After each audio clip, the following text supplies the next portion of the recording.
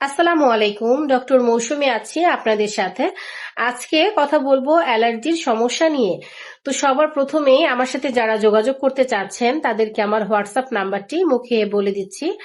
নাম্বারটি হচ্ছে 0190716532 আমার হোয়াটসঅ্যাপে যোগাযোগ করে আপনারা দেশ এবং দেশের বাহিরে সব জায়গাতেই মেডিসিন কুরিয়ারে নিতে পারবেন।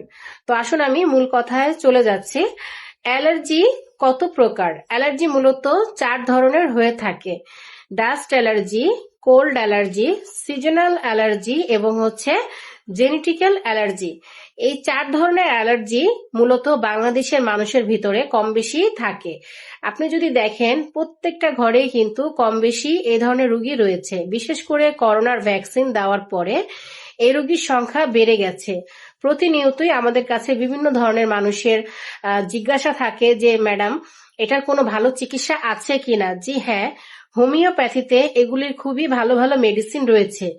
তো আপনি যদি অল্প কিছুদিন ওষুধের কোর্স কমপ্লিট করেন তাহলে ইনশাল্লাহ আপনি স্থায়ীভাবে সমাধান পাবেন আশা করি। তো এখন আমি যেই অ্যালার্জিগুলোর কথা বললাম সেগুলো একটু আপনাদের বিস্তারিত বলছি।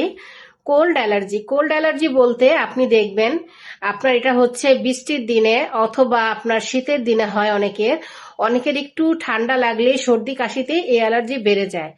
তারপরে হচ্ছে ডাস্ট অ্যালার্জি।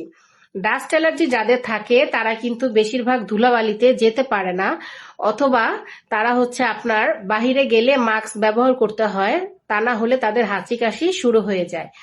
তৃতীয় হচ্ছে জেনেটিক্যাল অ্যালার্জি। জেনেটিক্যাল অ্যালার্জি বলতে যদি আপনার বাবা মায়ের অ্যালার্জির কোনো ধরনের সমস্যা থাকে সেক্ষেত্রে কিন্তু আপনারও এই সমস্যা হতে পারে।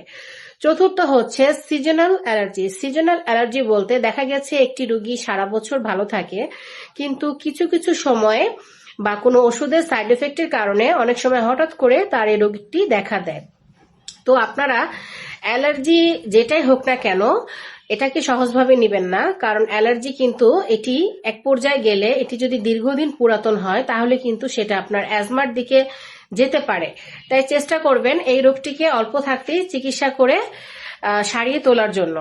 তো এই জন্য যদি আপনারা চিকিৎসা নিতে চান আমার কাছে যোগাযোগ করতে পারেন, আমার হোয়াটসঅ্যাপে যোগাযোগ করে আপনারা মেডিসিন নিতে পারবেন। আমাদের এখানে 100% জার্মানি মেডিসিন আমি দিয়ে থাকি। আর আপনাদের যদি কোনো ধরনের কোনো প্রশ্ন বা জিজ্ঞাসা থাকে আপনারা আমাকে করতে পারেন, আমি চেষ্টা করব সেই ধরনের ভিডিও আপনাদের উপহার দেওয়ার জন্য। তো আশা করি আপনাদের এই ভিডিওটি ভালো লেগেছে।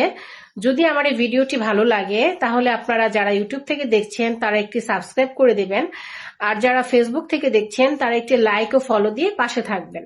তাহলে পরবর্তীতে আপনারা আরো নতুন নতুন ভিডিও পাবেন বলে আশা করি। তো আজ এই পর্যন্তই, সকলে ভালো থাকবেন। আল্লাহ হাফেজ।